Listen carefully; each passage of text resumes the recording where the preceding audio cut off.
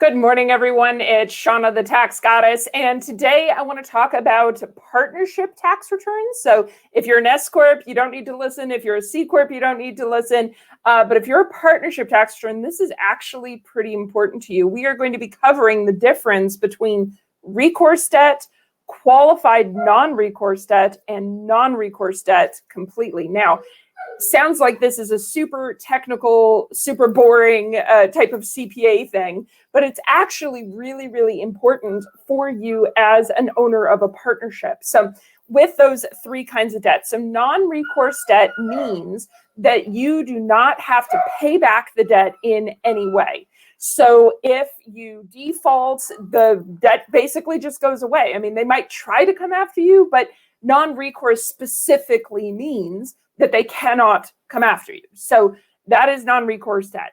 Non-recourse qualified debt is typically non-recourse debt, but it's related to a piece of real estate. So they do have some recourse because if you don't pay the debt, they can get the real estate back, but they can't come after you personally, after your house, after your 401ks, after your cash accounts. They cannot come after you personally other than take back the building. So that's your non-qualified recourse debt. The non-recourse qualified debt. Sorry about that. Now, the third category, recourse debt. So recourse would be the opposite. Recourse means that you effectively have a personal level guarantee on a piece of debt. So most commonly, we see this with the SBA with recourse debt, where if you don't pay, if the business does not pay the partnership, you may personally have to guarantee it, which would make it recourse debt. Now, the reason, why am I bringing this up? What does this have to do with taxes? All right. So when you are filing a partnership tax return, you actually need to know, your CPA needs to know the difference between those three types of debt.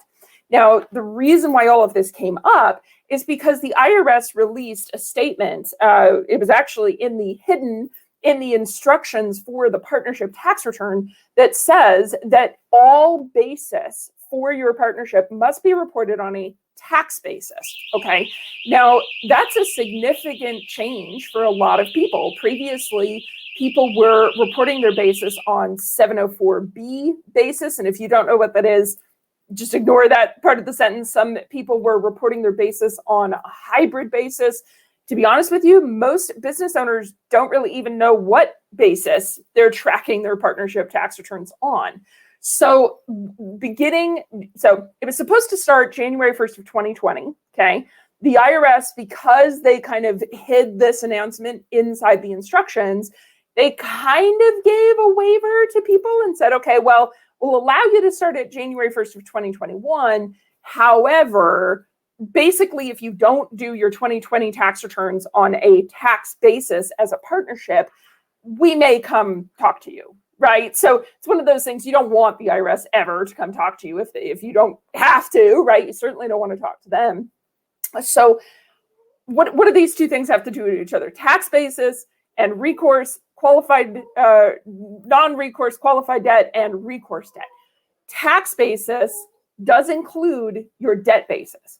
And depending on whether you are a limited partner in a partnership, a general partner in a partnership, what kind of partnership you have. Is it a general partnership? Is it a limited partnership? Is it an LLC taxed as a partnership?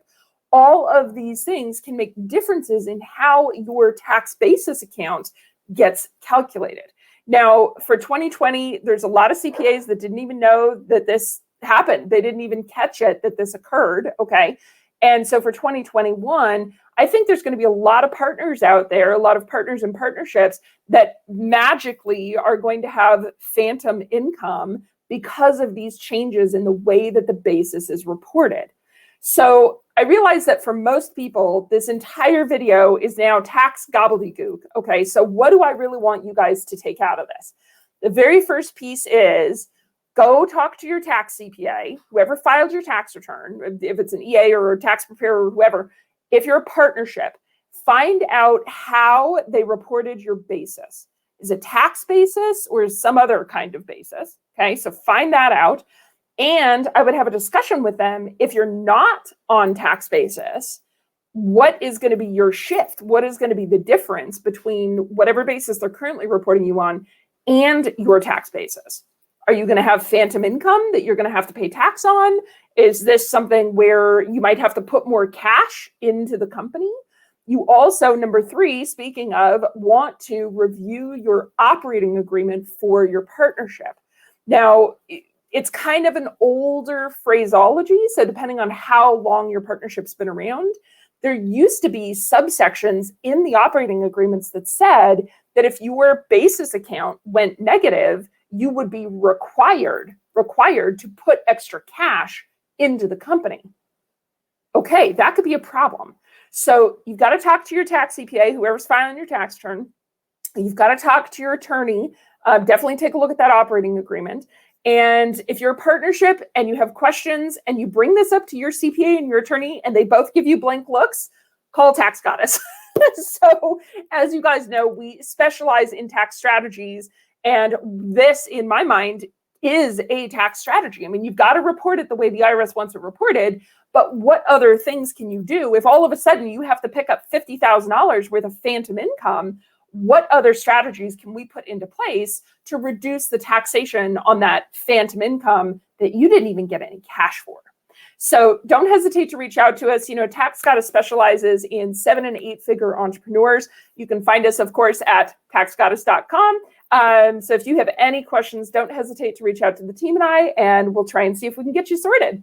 All right. Thanks so much, everybody. Have a great day. Bye.